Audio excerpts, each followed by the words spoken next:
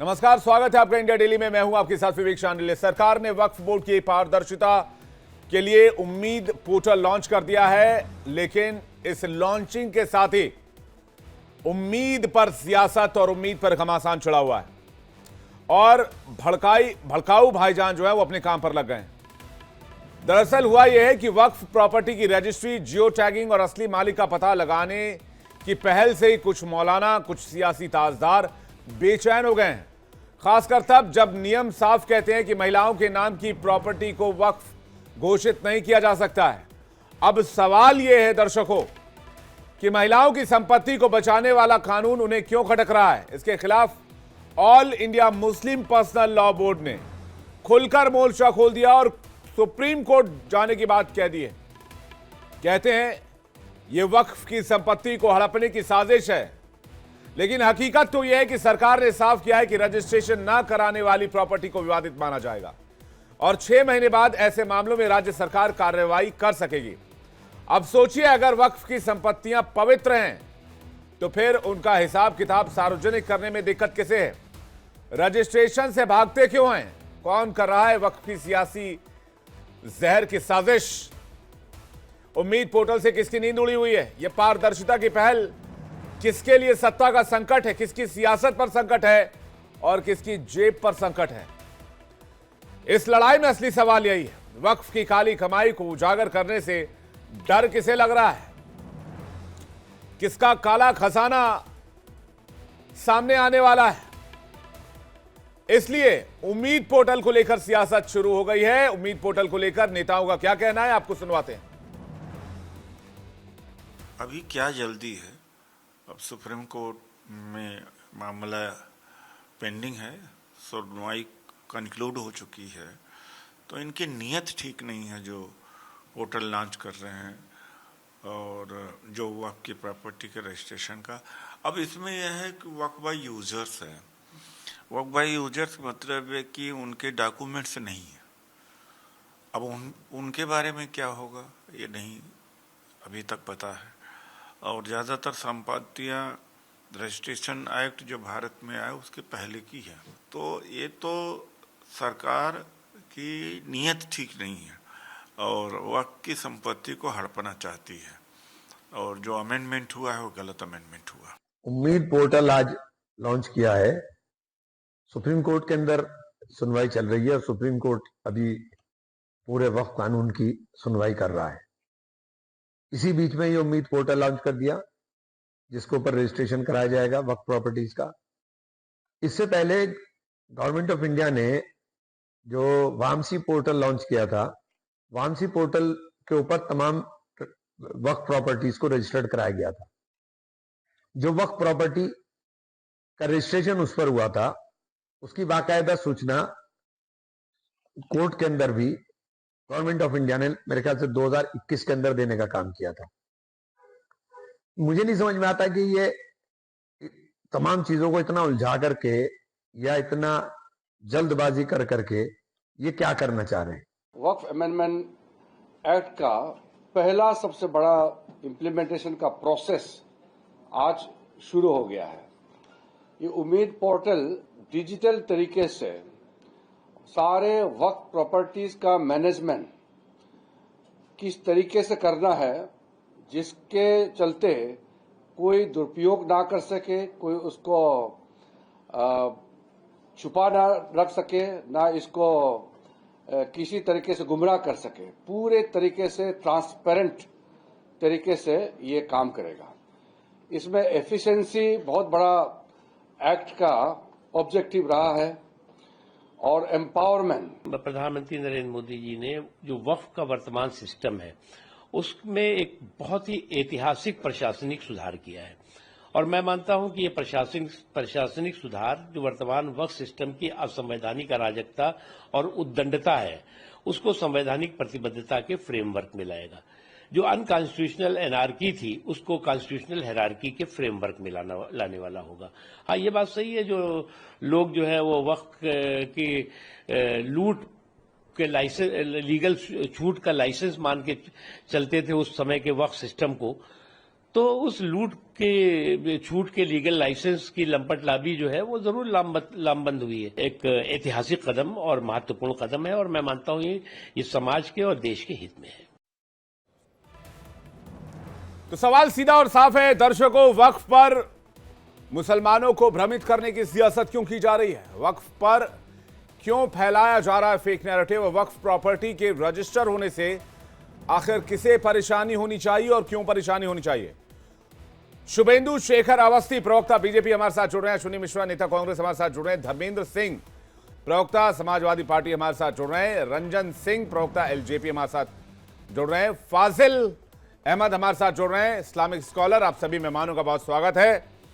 और सबसे पहले मैं शुरुआत करूंगा शुभेंदु शेखर जी। कहा जा रहा है जल्दबाजी में फैसला किया गया है, जल्दबाजी में निर्णय लिया गया है। AIMPLB all India Muslim personal law board भी यह कह रहा है कि जल्दबाजी दिखाई जा रही है, मामला कोर्ट में विचाराधीन है। इस जल्दबाजी के पीछे मंशा क्या है? इस जल्दबाजी के पीछे की वजह क्या है? जब कोर्ट में मैटर है, सब जुडिस है, तो सरकार को इंतजार करना चाहिए। जल्दबाजी है वो इस मैटर पे भी कोर्ट पे चले जाए। दिक्कत ये है कि लोग चाहते नहीं हैं कि वक्फ बोर्ड की जमीन किसकी है, किसके नाम से आई थी, कहां से आई थी, कितनी आई थी, इसका रिकॉर्ड आ जाए।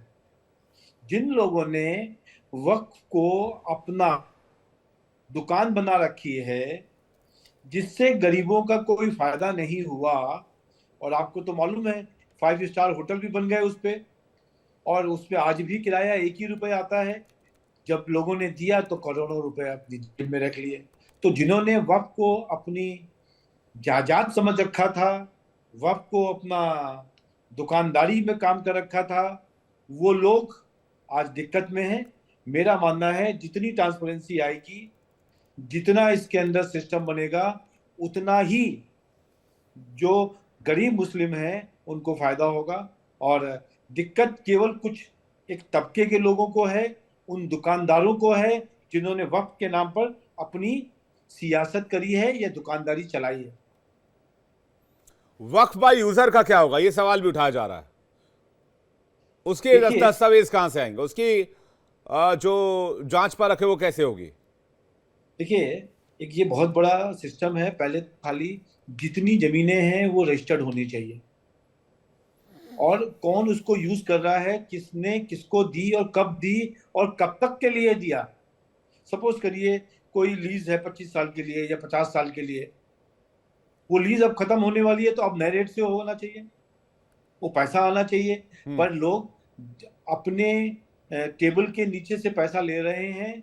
और उसके बाद जो गरीब लोग हैं, मैं तो कह रहा हूँ वक्फ को किस लिए बनाया गया था? वो इसीलिए तो बनाया गया था कि हम कुछ मुस्लिम समाज के बहनों का बेवा बहनें हैं और जो लोग हैं बच्चे हैं उनके पढ़ाई के लिए। आज आप बता दीजिए कितने वक्फ जमीन के ऊपर, कितनी वक्फ जमीन के ऊपर कोई हॉस्पिटल बना है या कोई स्कूल बना है या कोई और ऐसी चीज बनी है जिससे कि मुस्लिम समाज के बहनों को, भाइयों को, बच्चों को या उस समाज से जुड़े हुए लोगों को कोई फायदा पहुंचे? नहीं बना। बस खाली जमीन हमारे पास होनी चाहिए, इसको कोई पूछना नहीं चाहिए। ये जो ख्यालात हैं जिनके, उनको ये समझ में आना चाहिए कि ये ज्यादा दिन नहीं चलेगा। ठीक है फाजिल अहमद जी, भाई जो वक्फ मुसलमानों का भला कर ही नहीं पाया, वक्फ की प्रॉपर्टी, उस प्रॉपर्टी के लिए को लेकर इतनी हाई तौबा क्यों है? और सरकार अगर ट्रांसपेरेंसी लाना चाह रही है तो ट्रांसपेरेंसी से किसे दिक्कत हो सकती है? देखिए, सरकार का मंशा क्या है पूरा देश जानता है, और भारतीय जनता पार्टी के मामले में तो मुसलमानों का नजरिया बिल्कुल साफ है। ये मुसलमानों का भला कर रहे हैं। सारी मस्जिदें, सारी कब्रिस्तानें और जितने भी इस्लाम से जुड़ी हुई जमीनें हैं वो सब तो आम आवाम के ही काम में आ रही। दूसरी बात, भाजपा के प्रवक्ता ने कहा कि अस्पताल नहीं है। तिब्बिया कॉलेज करोल बाग बहुत बड़ा अस्पताल है, वो भी वक्फ की जमीन, वक्फ के द्वारा ही चलाया जाता है। टीबी हॉस्पिटल हैदराबाद, ये 2 अस्पताल को तो मैं जानता हूं जो वक्फ की जमीन पे बना है। और सवाल इस बात का है कि वक्फ की जमीन को मॉर्गेज नहीं किया जा सकता, इसलिए उसे बैंक लोन नहीं देता है। सरकार 1 रुपया देती नहीं, भाई जमीन हमारे पास है, अस्पताल जब अस्पताल बनाने के लिए पैसा कौन देगा? 1 रुपया सरकार दे नहीं रही है। हम लोग अपने रिसोर्स से तमाम स्कूल, अस्पताल, मदरसा और कब्रिस्तान, क्या इन सब से किराया भी लेंगे? कब्रिस्तान से भी किराया लेंगे। और दूसरी बात है, इस वक्फ एक्ट में 3-4 तरह के एक्ट शामिल हैं भाई। यहाँ पे लैंड एक्विजिशन एक्ट है और लीज एग्रीमेंट एक्ट है, टेनेंसी एक्ट है। आप तो कह रहे हैं कि 2 रुपये किराया। आज भी कनॉट प्लेस के दुकानों का किराया 30 रुपया है। आप समझ सकते हैं 30 रुपया तो 1 घंटे की पार्किंग का लगता है। कनॉट प्लेस में 1 घंटे की पार्किंग का 30 रुपया लगता है, और उन दुकानों का किराया 30 रुपया है पूरे महीने का। सरकार उसको ही बदल दे। ऐसे तमाम संपत्तियां देश के हैं जिनका किराया 10 रुपया, 20 रुपया, बड़ी बड़ी कोठियों का किराया 100 रुपया है। तो टेनेंसी एक्ट है, लिमिटेशन एक्ट है, और सिविल एक्ट है, लैंड एक्विजिशन एक्ट है, लैंड रिफॉर्म एक्ट है, लैंड जमींदारी उन्मूलन अधिनियम है। ये क्या भला करेंगे? इस देश में आजादी के बाद जमींदारी उन्मूलन अधिनियम लागू हुआ। कहाँ दलित के पास जमीन है, कहाँ पिछड़ों के पास जमीन है, कहाँ आदिवासियों के पास जमीन है? ये पूरा देश की ट्रांसपेरेंसी पर बात नहीं करते, और कहते हैं सांसद और विधायक अपने विकास निधि के पैसा में कमीशन खाते हैं। उसकी भी ट्रांसपेरेंसी पर सोचना चाहिए। हम तो चाहते हैं कि पूरा देश ही ट्रांसपेरेंट हो जाए। 180 करोड़ हमारे प्रधानमंत्री अमेरिका से पैसा लाए वो टर्न अप करने के लिए, देश को बताए। ट्रांसपेरेंसी तो हर जगह होनी चाहिए ना। हम तो कह रहे हैं कि पूरे देश में ट्रांसपेरेंसी होनी चाहिए। हम कहाँ ट्रांसपेरेंसी से भाग रहे? और दूसरी बात, आपने वो मुसलमानों की प्रॉपर्टी पर आप हमला कर रहे हैं। ये तो 2014 से ही मुसलमानों को पता था कि जब आप आएंगे तो आपसे सबसे बड़ा टारगेट हम होंगे। तो हम लोग तो तैयार है उसके लिए। नहीं, वक्फ, हम कहाँ भाग रहे हैं भाई साहब? वक्फ की प्रॉपर्टी तो अल्लाह की प्रॉपर्टी है ना, मुसलमानों की प्रॉपर्टी कैसे होगी? 1 मिनट हमको 1 मिनट और दे दीजिए। नहीं, इतना सुनिए मेरी बात। हिंदू प्रॉपर्टी भाई जो साहब, है, जो ट्रस्ट एक्ट, सुनिए, ट्रस्ट एक्ट में है। मैं क्या कह रहा हूँ? क्रिश्चियन प्रॉपर्टी कंपनी एक्ट में है। मैं क्या कह रहा हूँ? आपने 2 अस्पताल की बात कही। अब मुझे पता नहीं, वैसे तो आप लोग दावा ये भी करते हैं कि मुकेश अंबानी का जो घर बना हुआ है एंटीलिया, वो भी वक्फ की जमीन पर बना हुआ है। बिल्कुल दावा तो आप एम्स पर भी कर देंगे कि भाई एम्स भी वक्फ की जमीन पर बना हुआ। आपने पार्लियामेंट पर दावा कर दिया भाई पार्लियामेंट वक्फ की जमीन पर बना हुआ है। तो पार्लियामेंट, देखिए एंटीलिया का हाईकोर्ट में मामला जेर अदालत है, वो मामला मैं वही कह रहा हूं ना, मैं वही कह रहा हूं। देखिए, अगर जब बात अगर बात से ही मकसद पूरा करना है तो फिर तो कोई कह रहा था, मैं किसी इस्लामिक स्कॉलर को सुन रहा था, पूरी दुनिया ही वक्फ की जमीन है। हाँ बोलिए। वक्फ की जमीन हिंदू क्यों वक्फ करता है? बस एक सेकंड और। हिंदू वक्फ क्यों करता है? क्यों करता है? इसलिए कि उसको पता है कि हमारी संपत्ति कभी बेची नहीं जाएगी। बाकी किसी धर्म में ये प्रोविजन नहीं है। हिंदू इसलिए वक्फ करता है कि हमारी जमीन लोगों के काम आएगी, वो कभी बेची नहीं जा सकती। तो एंटीलिया की जमीन जो है कैसे बिक गई? ये तो सोचने की बात है ना। वक्फ सीधे सीधे है कि नहीं, मैं जुबानी जमा खर्च की बात कर रहा हूँ। अब भाई आप, मैं कह तो रहा हूँ, कोई इस्लामिक स्कॉलर कह रहा था कि पूरी दुनिया ही वक्फ की जमीन पर बनी है। अब भाई साहब, अगर इस्लामिक मान्यताओं की माने तो पूरी दुनिया जो है वो अल्लाह की बनाई हुई है, और जो चीज अल्लाह की बनाई, जो जमीन अल्लाह की है, वो वक्फ की जमीन है। तो पूरी दुनिया ही वक्फ की जमीन हुई। ये आप कुतर्क कर रहे हैं। मैं आपकी बात को एक्सटेंड कर रहा हूं, मैं कुतर्क थोड़ी कर रहा हूं। मेरी बात नहीं, आप मैं किसी इस्लामिक स्कॉलर को सुन भी रहा था, वो कह रहे थे यही बात कह रहे थे। भावना बता रहे हैं, आप कुतर्क कर रहे हैं। आपको मेरी बात अच्छी नहीं लगी, इसलिए आप भैया आपने भी तो 2 अस्पताल को पता नहीं कहां वक्फ का बता दिया। दावा तो होता है ना कि एंटीलिया वक्फ की जमीन पर है, पार्लियामेंट वक्फ की जमीन पर है। टीबी अस्पताल है, गूगल पर बहुत बड़ा अस्पताल है। कितना, कौन सा अस्पताल है? ज्यादा में है तिब्बिया कॉलेज, जो आपका तिब्बिया अस्पताल है करोल बाग में, 2 करोड़। तिब्बिया अस्पताल जो है दिल्ली के 6 मंदिर जो 1500 साल पुराने थे, उसको भी आप लोगों ने वक्फ का बता दिया। और वो मैं देखिए, मैं दावों की बात, दावा कुछ भी हो सकता है। मैं फाजिल अहमद जी, दावा कुछ भी हो सकता है। मैं ये कह रहा हूं कि भाई भाई अगर ट्रांसपेरेंसी की बात हो रही है तो फिर आपको एतराज क्यों है? आप ये क्यों कहने लगते हैं कि भाई बाकी मामलों में भी ट्रांसपेरेंसी होनी चाहिए? बाकी मामलों में भी ट्रांसपेरेंसी लाने की कोशिश हो ही रही होगी कहीं ना कहीं। जहां नहीं हो रही है, जहां आपको एतराज है, वहां आप कोर्ट जा सकते हैं, आप अदालत जाइए। 180 करोड़ रुपया अमेरिका से ले आए प्रधानमंत्री जी, 180 करोड़ लेके आए, वो टर्नअप के लिए बताया देश को। ये तो नहीं, तो ये तो एलिगेशन इससे पहले लगा था भाई। लेके कौन आया और किसके पास आया, ये तो नहीं, लेके कौन आया और किसके पास आया, ये तो भाई, तो इसका मतलब क्या है? इसका मतलब बाकी संस्थाओं में भी भ्रष्टाचार होता रहे। घूस ले रहे, तहसील में घूस ले रहे हैं, तो इसका ब्लॉक मतलब भी में वक्फ घूस में ले रहे वक्फ हैं, बोर्ड में भी घूस और अस्पतालों में भ्रष्टाचार घूस चलता ले रहे। रहे हैं। यहाँ इसका आप ट्रांसपेरेंसी की यही बात कहना क्यों चाह रहे हैं ना होती है? कि बाकी जगह करप्शन है तो वक्फ बोर्ड में भी करप्शन चलने दीजिए, इसको मत छेड़िए, यही नहीं कह रहे हैं। हो, नहीं, जब हम कह रहे हैं कि एमपी एमएलए अपने विकास के पैसे में कमीशन मांग रहे जी, हैं, एमपी एमएलए का आप जाके देखिए ना कि क्या हाल है उनका। मैं तो वही कह रहा हूं ना, आप profit ये नहीं कह हो रहे गया हैं कि भाई अगर बाकी निधि जगहों जो पर है, करप्शन है थोड़ा बहुत तो वक्फ में भी चलने थोड़ा दीजिए, बहुत इसको नहीं मत है, छेड़िए, 200% इसको भी जैसा है वैसे ही करप्शन रहने दीजिए। अश्विनी मिश्रा कुछ कहना चाह रहे हैं, आपको अश्विनी मिश्रा प्रवक्ता कांग्रेस पार्टी, उनके पास जा रहे हैं। अश्विनी मिश्रा जी। जी, भारतीय जनता पार्टी बार बार वक्फ पर ट्रांसपेरेंसी की बात करती है। पहले तो मुझे आप भारतीय जनता पार्टी के प्रवक्ता वो बिंदु गिना दें जिनसे ट्रांसपेरेंसी आने वाली है। जो वक्फ के जो प्रपोजिशंस हैं उस पर सिर्फ और सिर्फ एम्बिग्युटी आने वाली है। और रही बात ये धार्मिक विषय ना होकर के ये एक लेजिस्लेशन की बात कर रहे हैं हम यहाँ पर। जो वक्फ एक्ट है उसमें पहले क्या लेजिस्लेशन था और आप उसमें क्या परिवर्तन ला करके क्या अचीव करना चाहते हैं, बहस और मुद्दा सिर्फ इतना है। भारतीय जनता पार्टी की नीयत में हमेशा से एक खोट रहा है जो ये हमेशा उद्योगपतियों के लिए कहीं ना कहीं से भूमि अधिग्रहण कराते रहे हैं। और वक्फ इनको एक नया टूल मिला हुआ है जिसके जरिए ये सिर्फ और सिर्फ भूमि अधिग्रहण कर वक्फ की जमीन जो कि धार्मिक उसके लिए दी जाती है, जो कि लोगों के एक स्पेसिफिक वर्ग के लिए जनता द्वारा दी जाती है, उसको कहीं ना कहीं अधिग्रहण करना चाहते हैं। पहले एक सुपरवाइजर होता था डिस्ट्रिक्ट मजिस्ट्रेट के अंदर, अब ये डिस्ट्रिक्ट मजिस्ट्रेट कोई सुपरवाइजर बना देंगे, सुपर अथॉरिटी बना देंगे। विवेक भाई आप बताइए, सबसे ज्यादा करप्ट हिंदुस्तान में अगर कोई है तो नेता और ब्यूरोक्रेसी है। कौन सा ऐसा आईएएस होगा जिसके यहाँ पर हजारों करोड़ की प्रॉपर्टियां नहीं होगी? कितने सारे आईएएस करप्शन में पकड़े जाते हैं और आप उनको और करप्शन का बढ़ावा दे रहे हैं।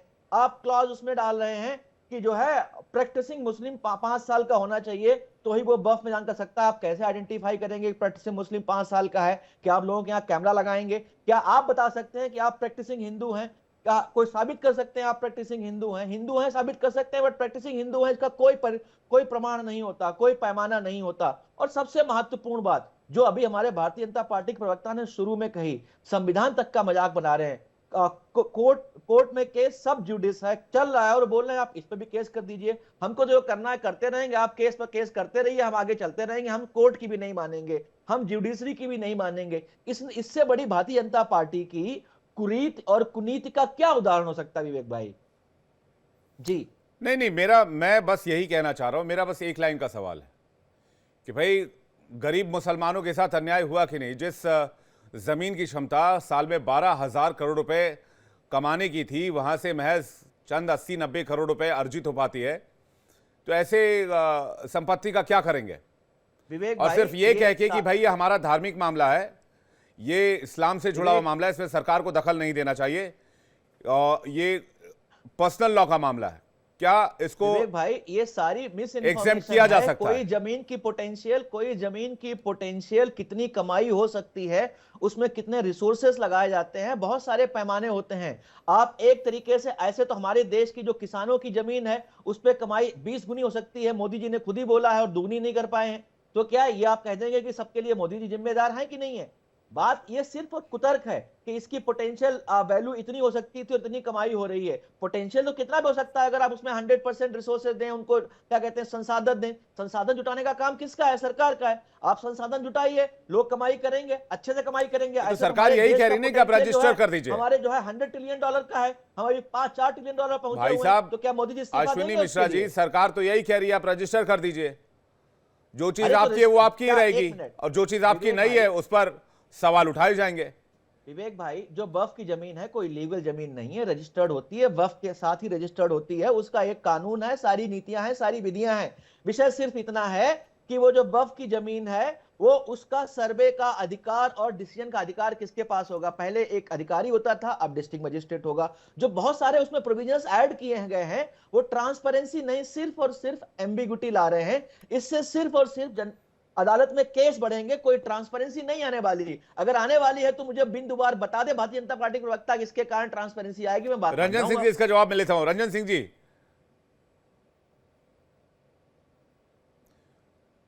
क्या सवाल है सर? रंजन सिंह जी, कहा जा रहा है ये जो बिल है, ये जो उम्मीद पोर्टल लॉन्च किया गया है, जो रजिस्ट्रेशन का पूरा मामला है, ये सब गुमराह करने के लिए, कांग्रेस ने भी तो आपके सामने कहा, यही तो सवाल, और सवाल क्या होगा? देखिए विवेक भाई, ये वक्फ बिल संशोधन तो पहली बार तो हुआ नहीं है, पहले भी हुआ है। 1995 में माननीय नरसिम्हा राव जी की सरकार थी, उस समय भी हुआ था। ये प्रबंधन और उस तरीके के अगर शासन प्रणाली इतना ही उस समय दुरुस्त होता 1995 में, तो आज शायद मोदी जी को ट्रांसपेरेंसी करने की जरूरत नहीं है। वक्फ बोर्ड अधिनियम जो 2025 में जिस तरीके का है, ये उन चोरों को चोरी करने से बचाने के लिए है। और जो भारत के अंदर, आपको पता होगा कि सच्चर कमेटी के रिपोर्ट ने क्या कहा था। सच्चर कमेटी के रिपोर्ट में कहा गया था कि इस देश में अल्पसंख्यकों का जो सबसे बुरा हाल है वो दलितों से भी ज्यादा बुरा हाल है। ये आपने पढ़ा भी होगा, ये 2005 में ही आया था, आपने देखा भी होगा। आदरणीय मोदी जी के नेतृत्व में एनडीए सरकार जिस तरीके से अल्पसंख्यकों के लिए काम किया, ये सिर्फ वक्फ बोर्ड की बात नहीं है। देखिए, गरीबी रेखा 35% थी, आज 2.4%। ये गरीबों के हक को मारने वाला जो ये कानून जो बना कर रखे थे, इस तरीके से इसको पेचीदा बना के रखे थे, इतने लूप होल्स थे इस वक्फ बोर्ड में कि इनके जितने भी अमीर जो नेता होते थे इनके महागठबंधन के, या फिर जो इनके माफिया होते थे, लैंड माफिया, ये कब्जा किए हुए थे जमीन पर, और इस तरह की चीजों पर ये अपना वक्तव्य साफ नहीं करते थे, स्थिति साफ नहीं करते थे। ये कई वर्षों से इस पर लैंड पर उसके कब्जा किया होता। 9.4 लाख एकड़ जमीन पर कब्जा उन लैंड माफिया का, उन चोरों का था, जिसको आज पेट में दर्द हो रही है। मैं कहता हूं आपके विवेक भाई, आवाज आ रही है मेरी? बिल्कुल आ रही है, बोलिए, पूरा कर लीजिए आप। आवाज आ रही है? आ रही है, पूरा कर लीजिए। आ रही है, बिल्कुल आ रही है। आपकी आवाज मुझे स्पष्ट नहीं आ रही विवेक भाई, अब मेरी आवाज जा रही है आप तक? बिल्कुल आ रही है, आप अपनी बात पूरी कर लीजिए। हाँ, तो मैं ये कह रहा था, जो 9.4 लाख एकड़ जमीन है जी, 9.4 लाख एकड़ जो जमीन है, उस जमीन पर इस देश के जो गरीब मुसलमान है उसका हक होना चाहिए। ये बोर्ड, वक्फ बोर्ड बनाया क्यों गया था, इसको पहले समझना है। एक समृद्ध जो समाज में समृद्ध लोग हैं, वो किस तरीके से गरीब मुसलमान को फायदा पहुंचा।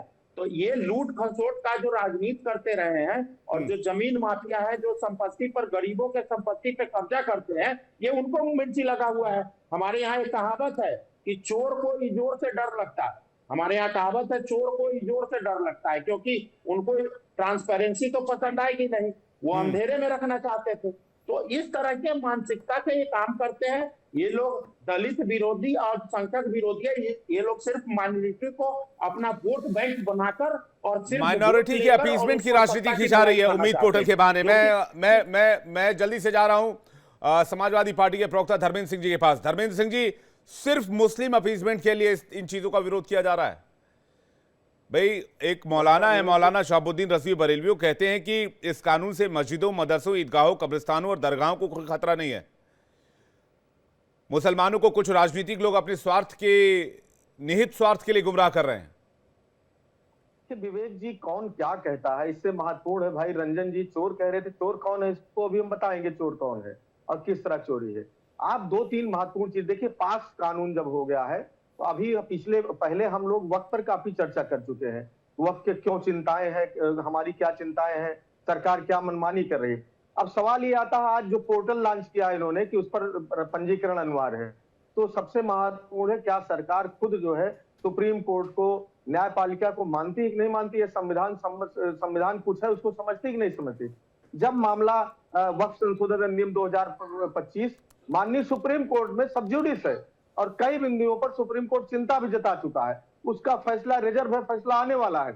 ऐसे में ऐसी कौन सी जल्दी पड़ गई थी, कौन सा जो बदल जा रहा था, दुनिया पलट जा रही थी कि इनको तुरंत नए पोर्टल पे इंपॉर्टेंट कर दिया इन्होंने, जबकि उसके पहले ऑलरेडी एक वामसी पोर्टल है। उसी पोर्टल को इनके केंद्रीय मंत्री, इनके मिनिस्टर सब लोग तारीफ कर रहे थे कि उसमें संपत्तियों का डाटा जो आज हमारे साथी उठा रहे हैं, कितना एकड़ जमीन है, उसी पोर्टल से उठा रहे हैं। तो ये दिखाता है कि सुप्रीम कोर्ट रोके कुछ भी रोके, लेकिन हमको चूंकि हमारे पास काम नहीं है, देश में बंटवारे के लिए, धार्मिक आधार पर एक बार कुछ चढ़ाने के लिए हम इस तरह की हरकतें करेंगे। और चोर कौन है? अरे दूसरों पर उंगली उठा रहे। भाई वक्फ में कि सेंट्रल वक्फ बोर्ड का चेयरमैन कौन है इस समय, जरा पूछिएगा इनसे, या इसके पहले कौन था? कई इस समय ज्यादातर सब स्टेट गवर्नमेंट जो है एनडीए भारतीय जनता पार्टी की है, स्टेट गवर्नमेंट्स को भी पावर थी वक्त में कानून करने संशोधित करने की। अगर इनको खवातीन की, यतीम की, इनको मदरसों की, इनको अस्पतालों की, वक्त की संपत्तियों के सुंदर सुनियोजित उपयोग की बड़ी चिंता होती तो ये कुछ करते। लेकिन सच ये है कि इनकी नीयत उस पर करने की नहीं, उन जमीनों को कब्जा करके अपने लोगों को बांटने की है। इसमें कोई दो राय नहीं है, सीधे सीधे दिख रहा। इसलिए अगर इनकी नीयत सही होती तो किसी एक राज्य सरकार को मॉडल बना के ये कुछ काम करके दिखाते कि देखिए वहां हमने ऐसा कर दिया है, इसलिए हम चाहते हैं कानून ले आना। दूसरी बात, आप रजिस्ट्रेशन इंपॉर्टेंट कर रहे हैं और ये नहीं बता रहे वक्फ बाय यूजर क्या होगा। मैंने पहले बताया था वक्फ बाय यूजर क्या है। भाई तमाम हम बता रहे हैं, हमारे यहाँ जो तमाम राजे महाराजे हैं, इनके फोरफादर कई पीढ़ियों से, चाहे मुगल आए, चाहे ब्रिटिशर्स आए, या आजाद भारत हो गया, जिन महलों और किलों में रहते हैं, उसका ये उन्हीं का है। इसमें कोई दो राय नहीं, कोई डिस्प्यूट नहीं, कोई कहने नहीं जा रहा कि हमारा है। लेकिन उनके रेवेन्यू रिकॉर्ड्स में नाम ही नहीं है। आप बताइए अगर ये स्थितियां आती है तो उनका क्या होगा। अगर उन्होंने वक्फ को दे दिया है, वक्फ बाय यूजर कर दिया है, तो उसका भविष्य क्या है। क्या देश को अराजकता की आग में झोंकना चाहते हैं? क्या चाहते हैं आप? और चोर कौन है? चोर पे सवाल पूछ रहे हैं आपके लिए। चोर पे वो लोग सवाल पूछ रहे हैं जो प्रधानमंत्री रिलीफ फंड में पैसा जमा करा करके आज तक नहीं बताना चाहते हैं। आरटीआई दायरेदार कर दिए, उसका हमने क्या किया, कहां लगा रहे हैं। वो अमित शाह जी के घर में जा रहा है कि जय शाह जी के कंपनी में जा रहा है कि मोदी जी अपने दोस्तों को दे रहे हैं कि उसमें धर्मेंद्र जी, आपने कहा कि पूरे देश में अराजकता का माहौल बनाना चाहते हैं। उम्मीद पोर्टल से या नए वक्फ कानून से कैसे अराजकता का माहौल बन जाएगा? ये वो लोग हैं कि राफेल का दाम जो बंद लिफाफे में आया था, उसको सुप्रीम कोर्ट में रिक्वेस्ट करते हैं खुलना नहीं चाहिए। क्या छुपाना चाहते हैं भाई? आप पारदर्शिता तो सर्वत्र होनी चाहिए। देश तो पारदर्शिता चलेगा। हमारा टैक्स पेयर का पैसा है, आम जनता का पैसा है, जिसने चंदा सही बात है, उसको जानने का हक नहीं है कि कहां गया। तो वही ट्रांसपेरेंसी आपको इसमें क्यों खटक रही है? नहीं, कहीं नहीं खटकेगी नीयत। भाई क्यों मैं कह तो रहा हूं, अगर आपको ट्रांसपेरेंसी लाना आपकी नीयत में होता तो सेंट्रल वक्फ बोर्ड का चेयरमैन कौन है, स्टेट वक्फ बोर्ड के चेयरमैन किसने बना रखे हैं बड़े पैमाने पर, और राज्य सरकार को जब पुराने ही आर्टिकल में पावर था, यदि कुछ चाहे तो उस पर कानून बना सकती थी। शुभेंदु शेखर जी, उदाहरण बता दीजिए, एक उदाहरण बताइए, किसी राज्य सरकार ने, एनडीए शासित या बीजेपी ने वक्त के संबंधित कोई कानून बनाया, कोई निर्णय लिया हो और कुछ ठोस काम किया हो, तो हम समझ जाए इनकी नीयत ठीक है। शुभेंदु शेखर जी, डायरेक्शन चेंज कर दिया। वक्फ बिल अलग है और हिंदुस्तान की जितनी प्रॉपर्टीज हैं उनका रजिस्ट्रेशन अलग है। उम्मीद के अंदर वक्फ बोर्ड की यदि रजिस्ट्रेशन कराई जाती है, आपके पास 100 एकड़ लैंड है, 150 एकड़ लैंड है या 50 एकड़ लैंड है, यदि आप रजिस्टर्ड करते हैं कहाँ से चालू हुई है, कहाँ तक है, उसमें आपने जियो टैगिंग कर दी है, और उसके बाद कौन उसको यूज कर रहा है, कब से ये आपके पास जमीन है, यदि ये आप रजिस्ट्रेशन करते हैं तो यहाँ पे जो बैठे लोग हैं ये बताएं कि यदि ये इंफॉर्मेशन सरकार के पास आती है तो इनको क्या दिक्कत है या मुस्लिम समाज के लोगों को क्या दिक्कत है। ये जो नौटंकी कर रहे हैं कांग्रेस के लोग और साथ में सपा के लोग, इन्होंने पुराने समय में वक्फ की जमीनों को अपने दोस्तों को बांटकर, ओबराय होटल का मैं नाम ले रहा हूं दिल्ली में, उस समय 10 करोड़ रुपए लिए थे और किराया कितना आज भी जा रहा है, 1 रुपया, और कह रहे हैं कि भैया ये कनॉट प्लेस की जमीन भी 10 रुपए जाती, वो इंडिविजुअल की जमीन है। पर वक्फ बोर्ड की जमीन जो किसी ने दी थी यहां पर यूज करने के लिए, तो आप ऐसे दुकानदार और उस समय के जो ये राजनेताएं हैं, इन्होंने अपनी जेबों में पैसा डाला। रजिस्ट्रेशन में क्या दिक्कत है भैया? रजिस्ट्रेशन कराओ कि यहां से यहां तक जमीन है, यहां से हमारी जमीन है, इस जगह तक ये हमारा माने जाएगा, जिसका जियो टैगिंग ये है, ये इसके पोर्टल है, इस पोर्टल में डलाइए। इसमें सुप्रीम कोर्ट क्या करेगा? सुप्रीम कोर्ट ने तो ये डिसाइड करना है कि वक्फ बोर्ड का जो नया कानून है उसमें क्या कमियां है, क्या ठीक होना चाहिए, ठीक है कि नहीं है। पर ये जमीन वक्फ की रजिस्ट्रेशन ना हो, इसमें बहुत मिर्ची लग रही है कांग्रेस को भी और सपा को भी, क्योंकि यदि ये आज ये नहीं करेंगे तो वहां पर जो इनके दुकानदार बैठे हुए हैं, जिन्होंने सालों साल इनके लिए वोट इकट्ठा किए हैं, वोट मांगे हैं, वो कहीं हाथ से ना छूट जाए, इस डर से ये लगे हैं। पर ये मैं बता देता हूं, बहुत सारे एग्जाम्पल हैं कि पूरा का पूरा गांव वक्त में चला गया, वो आदमी गरीब था, अपनी बिटिया की शादी में जमीन भी नहीं बेच पाया। केरला के अंदर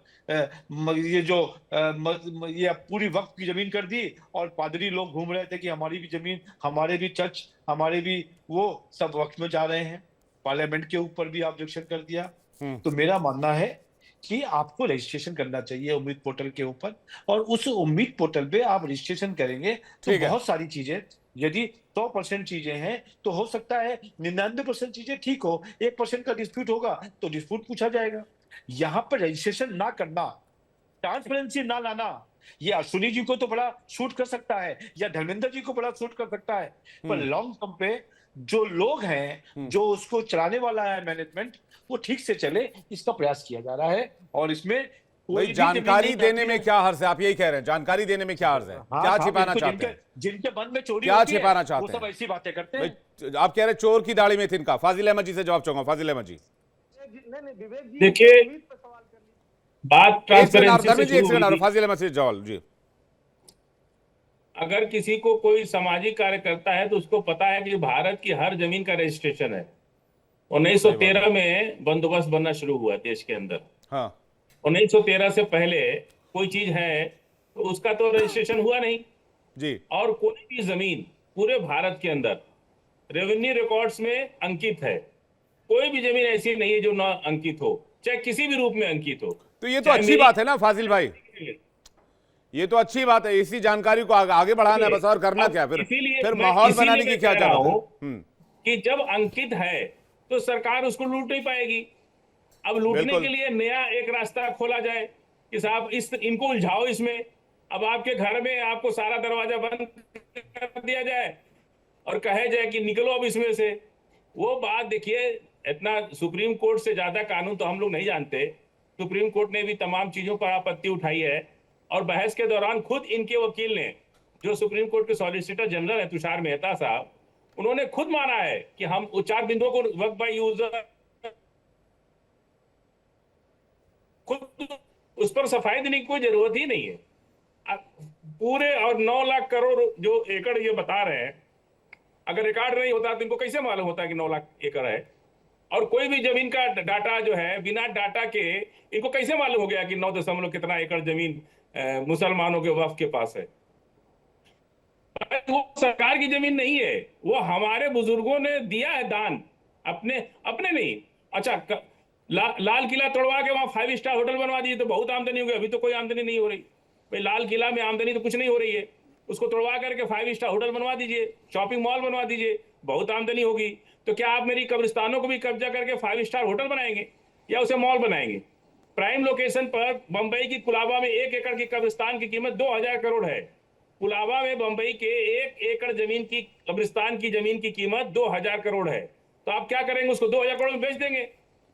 यही सब चीजें जो है आप गाइड कर रहे हैं कि फाजिल भाई, जगह। अरे भाई, हमारी कब्रिस्तान शहर के बीचों बीच शहर में है। आपने तो आपने इस टॉपिक को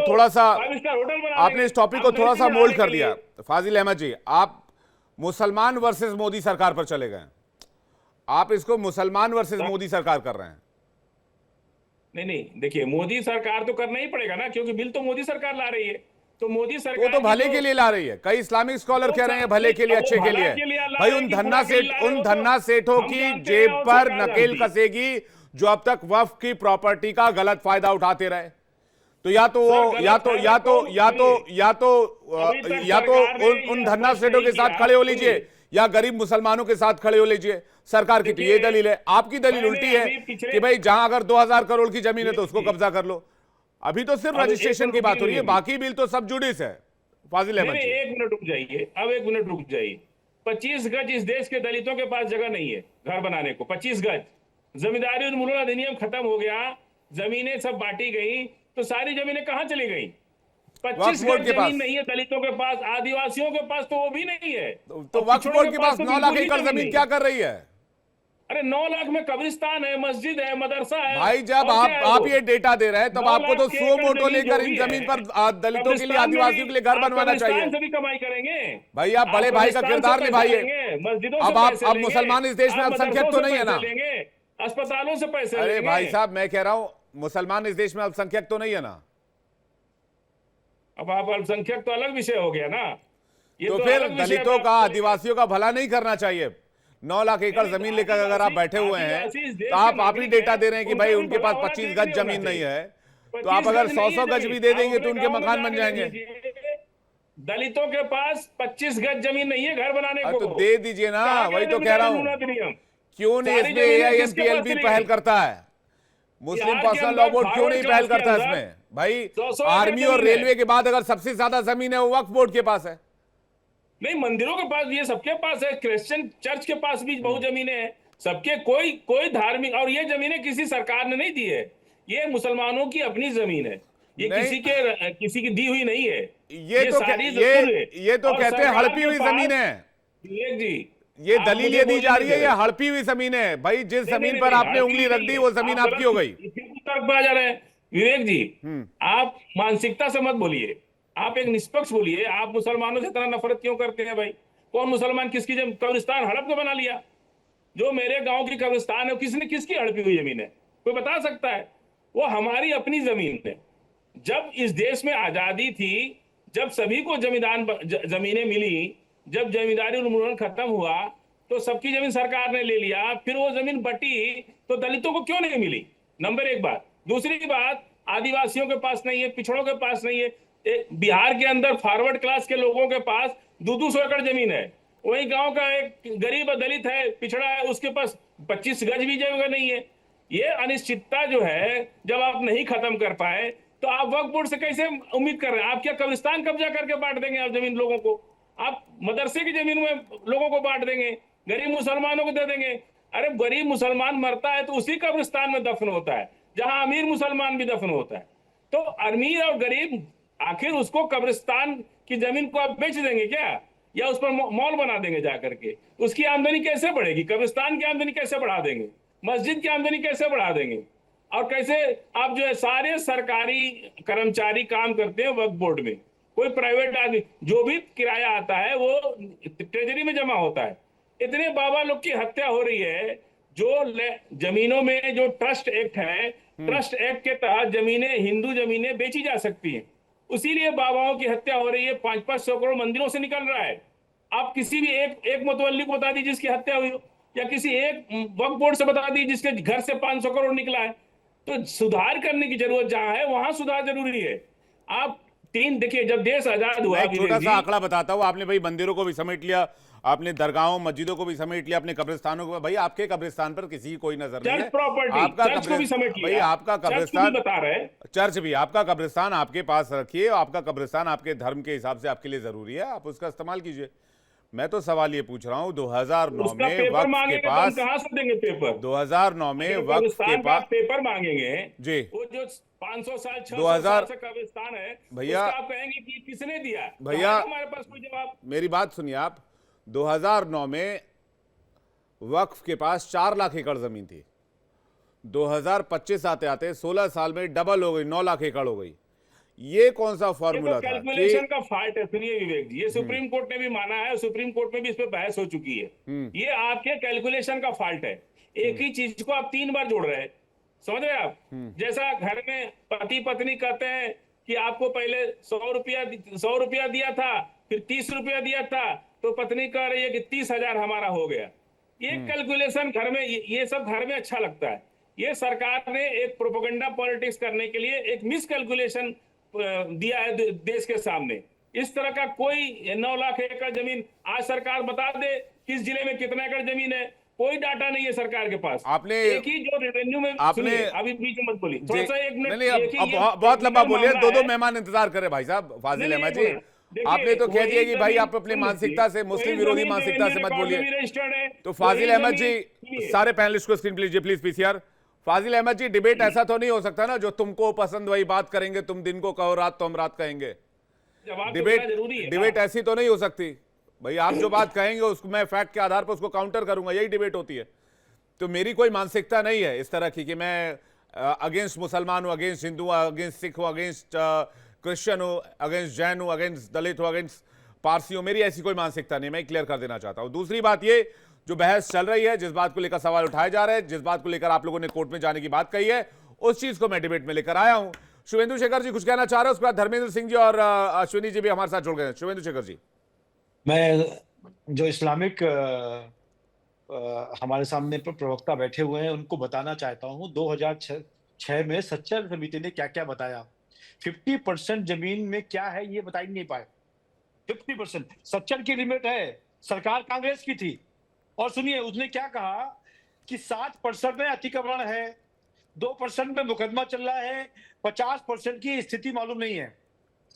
और कब्रिस्तान 17% में है, कस्बीम 16% में, 14% में मस्जिद है और दुकानें 13% में। और यदि 50% पे मालूम ही नहीं है क्या है, तो वही तो पूछ रहे हैं उम्मीद में कि आप रजिस्ट्रेशन करा दीजिए। उससे आपको क्या दिक्कत है? रजिस्ट्रेशन हो जाने से आपकी कोई जमीन खींच नहीं रही है कि आपकी जमीन रजिस्ट्रेशन कर दोगे तो ये आपकी नहीं होगी। हाँ, ये बात आपको डर है कि हमारी जमीन कहां तक है। जब तक ये पता नहीं चलेगा तब तक कोई डिस्प्यूट नहीं है, तब तक हम बचे हुए हैं। तो ये आप या आपके साथ जुड़े हुए वो लोग जिन्होंने सदियों तक, आप कह रहे थे ना गरीबों को क्यों नहीं जमीन मिली, तो कांग्रेस की तो सरकार रही 70 सालों में, आजादी के बाद क्यों नहीं दिलवा दिया आपने? 70 सालों में जितनी स्थिति खराब हुई मुसलमानों की, उसे उतनी ज्यादा कभी किसी और जाति की या धर्म की नहीं हुई। पर आप आज भी उनके साथ खड़े हो जिन्होंने मजबूर किया आपको आगे बढ़ने से रोकने के लिए। फिर भी आज सरकार लाई है। मैं आपसे कहता हूं उम्मीद पोर्टल पे रजिस्ट्रेशन करिए और उस रजिस्ट्रेशन से ये पता चलेगा कि कौन कौन सी जमीन भारत में वक्फ के नाम से है। आप कह रहे हो कि इतनी नहीं है, तो पता चल जाएगा, कैलकुलेट हो जाएगा। आपको इसमें दिक्कत क्या है? वक्त कानून पे हो सकती है दिक्कत, पर उसके रजिस्ट्रेशन में क्या दिक्कत है, इसको साफ साफ बताइए, कांग्रेस के प्रवक्ता भी और सपा के प्रवक्ता भी। ठीक है, अश्विनी मिश्रा जी। भारतीय जनता पार्टी बातों को ऐसी जलेबी की तरह घुमाती है। एक तरफ इनके नेता संसद में खड़े होकर के कहते हैं कि वक्फ 99% डिजिटलाइज हो गया है। कैसे डिजिटलाइज हो गया है अगर आपके पास रिकॉर्ड नहीं है? आप बताएं। डिजिटलाइज होने का मतलब क्या होता है? आपके पास सारी प्रॉपर्टी का रिकॉर्ड है, आपके मंत्री का बयान है ये, तो फिर आपको किस चीज का रजिस्ट्रेशन चाहिए, किस चीज की इंफॉर्मेशन चाहिए? दूसरा, आपने बात की सच्चर कमेटी की, बहुत बात आप सच्चर कमेटी कर रहे हैं। आप बताएं सच्चर कमेटी का सबसे की रिकमेंडेशन क्या था पूरी सच्चर कमेटी रिपोर्ट में वक्फ के बारे में? आपने क्या उनको इनकॉर्पोरेट किया? मैं आपको लिस्ट गिनाता हूं विवेक जी। उनका सबसे पहला रिकमेंडेशन था नेशनल वक्फ बोर्ड डेवलपमेंट कॉर्पोरेशन बनाने का, जो उनका टॉप मोस्ट रिकमेंडेशन था सच्चर कमेटी का, वो वक्फ में इंक्लूड नहीं किया हुआ है। दूसरा उनका था exemption of Waqf properties from rent control, वो इंक्लूड नहीं किया। लीज पीरियड को एक्सटेंशन देना था, वो इंक्लूड नहीं किया। इन्होंने सच्चर कमेटी का सिर्फ हवाला देना है। अगर इनसे हम बिंदुवार पूछ ले कि आपने सच्चर कमेटी का क्या रिपोर्ट इंक्लूड किया, वक्फ में गिना नहीं पाएंगे। तीसरी सबसे बड़ा झूठ, इन्होंने बोला कि कैनॉट प्लेस की जमीन, जो उदाहरण दे रहे थे, प्राइवेट होल्ड है। नहीं, कैनॉट प्लेस की जमीन प्राइवेट होल्ड नहीं है। कैनॉट प्लेस की जमीन गवर्नमेंट होल्ड है, गवर्नमेंट लीज पर देती है। तो सिर्फ और सिर्फ झूठ फैला करके ये आप जो यहाँ बता रहे हैं, उसका सिर्फ एक ही उद्देश्य हो सकता है कि आप कहीं ना कहीं कागजों में कुछ खामियां निकालिए, दोबारा से रजिस्ट्रेशन प्रोसेस कराइए और उस सच्चर कमेटी की एक और रिकमेंडेशन थी अश्विनी भाई, अपने जो उद्योगपति मित्र हैं उनको जी, वो जमीन सच्चर कमेटी की एक और रिकमेंडेशन थी अश्विनी भाई कि वक्फ के द्वारा जमीनों का प्रबंधन मैनेजमेंट सही तरीके से नहीं हो रहा है। 100-150 करोड़ रुपए आ रहे हैं, 12,000 करोड़ की कमाई हो सकती है। अगर उसका मैनेजमेंट सही तरीके से हो तो मुसलमानों की भलाई के लिए वक्फ प्रॉपर्टी से कई तरह के काम हो सकते हैं, कई तरह के फायदे हो सकते हैं। इसको क्यों नहीं अमल में लाया गया? आपको नहीं, ये कौन से लोग थे, कौन पावरफुल, अश्विनी भाई, ये कौन पावरफुल लोग थे जो जिनके हाथ में वक्फ प्रॉपर्टी थी और जो वक्फ की जमीनों का मिसमैनेजमेंट करते रहे? विवेक भाई, मैं भी वही बात जो आप बोल रहे हो, मैं भी वही बोल रहा हूँ। सच्चर कमेटी की सबसे बड़ी जो रिकमेंडेशन थी यही थी कि आप नेशनल वक्फ कमीशन जो बनाए, डेवलपमेंट कॉर्पोरेशन बनाए, जो इसको अच्छे से डेवलप कर सके, अच्छे यूटिलाइज कर सके, और इसका जो आप 163 करोड़ जो आता है, जो सो कॉल्ड 12,000 करोड़ का पोटेंशियल है, वो यूटिलाइज हो सके। लेकिन वो रिकमेंडेशन मानी नहीं गई है, क्योंकि अगर वो रिकमेंडेशन मानेंगे तो ये जमीन हड़प करके हम अपने उद्योगपति भाइयों को कैसे दे पाएंगे? तो ये सिर्फ और सिर्फ जनता को बेवकूफ बना करके उनकी कागजों के आधार पे जमीन हड़प करने का बिल है और कुछ नहीं है। 2005 में सच्चर कमेटी की रिपोर्ट आई, 6 में जी, 5 में कमेटी बनी, 6 में रिपोर्ट आई। तो अगर आपके पास था 10 साल, हमने किया 2013 में जो हम आप अमेंडमेंट लेके आए, लेकिन आपके ऊपर एलिगेशन ये कि आपने अनलिमिटेड पावर दे दी। नहीं, आप बताइए ना खाता ना बही, जो वक्फ का है वही सही।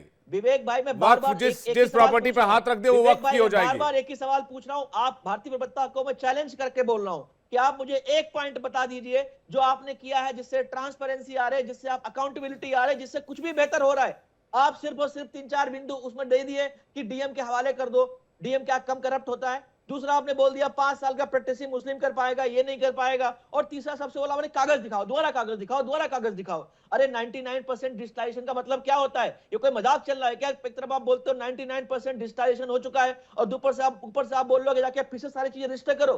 भारतीय जनता पार्टी सिर्फ और सिर्फ यहाँ गुमराह कर रही है और ये सवाल कोर्ट ने भी उठाया है। आप कोर्ट की भी बात नहीं मान रहे हैं। सब जुडिस कोर्ट में ये तो सिर्फ अभी रजिस्ट्रेशन की बात हो रही है। बोल रहे हैं कि आप रजिस्टर कीजिए। अश्विनी भाई, अभी सिर्फ रजिस्ट्रेशन की बात हो रही है, बाकी बातें पहले की जो अभी हम डिस्कस कर रहे हैं। आप बताइए, करने दो ना आप रजिस्ट्रेशन करने से क्या बुराई हो जाएगी? अब आप उम्मीद कर रहे हैं कोर्ट पे जाके हम फिर कोई इंजेक्शन लेके आए, फिर से इसको हम बंद कर रहे हैं। आप क्या भारतीय जनता पार्टी नहीं, रजिस्ट्रेशन से आपको क्या इशू है? मुझे बस इतना समझा दीजिए, फिर मैं धर्मेंद्र जी के पास जा रहा हूं। रजिस्ट्रेशन से क्या परेशानी? बस जानकारी तो देनी है, रजिस्टर ही तो करना है और क्या करना है? ऑलरेडी है 99% डिजिटलाइजेशन का मतलब क्या? रजिस्ट्रेशन ऑलरेडी है ना। अब अगर आप मुझसे बार बार कागज मांगेंगे फिर उसमें कमियां निकालेंगे कि अच्छा आपके पास ये कागज तो नहीं है, हमारे नए रजिस्ट्रेशन की प्रोसेस में ये कागज मैंडेटरी है, पिछले वाले में नहीं था। तो आप ये तो स्पेकुलेशन है। नहीं, ये तो ओवर स्पेकुलेशन है। आप बताइए, ये तो ओवर स्पेकुलेशन है कि भाई ये कागज मांग देंगे, वो कागज मांग देंगे, ऐसा कर देंगे, वैसा कर देंगे। जब already 99% digitalize registration Dharmendra Singh ji, registration से क्या एतराज है? ये बीजेपी पूछ रही है। अगर आपको रजिस्टर प्रॉपर्टी को कराने के लिए कहा गया तो करा लीजिए। नहीं विवेक जी जो संसद में इनके मंत्री ने कहा था कि 99% संपत्तियों का डिजिटलाइजेशन वामसी पोर्टल पर हमारे हो गया है, जिसमें बड़ी संख्या में संपत्तियों को उन्होंने बताया कि उनका सर्वे भी पूरा हो गया। तो अगर वामसी के रहते हुए ये नए पोर्टल लॉन्च करने का उद्देश्य क्या है? नंबर 1 चीज।